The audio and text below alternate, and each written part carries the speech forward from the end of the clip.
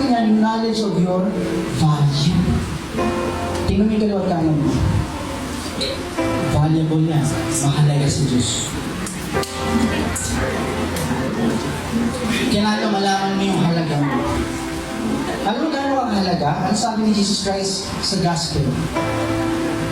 Meron siya 100 tupa. Nawala yung isa. Iiwanan ko yung 99 para hanapin ko yung isa. Mga kapatid, sa natural mga kapatid, walang gagawang shaper na gano'n. Iiwanan mo yung 99. Paano yung 99 nawala? Ano sabi ng Panginoon? Iiwanan mo bakit? Mahalaga kasi yung isa.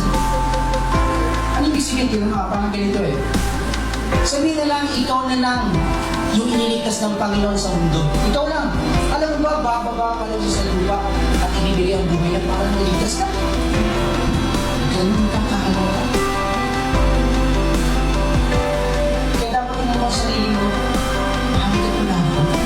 Mahalaga ko. Yung isang naghihilimad sa iyo, bakit? Mahalaga ko. Ayaw niyang nasaktan ka. Iiyak ka, nasasaktan siya. Kung mahihirapan ka, nasasaktan din siya. Pero inaalaw niya yun kasi alam na kasi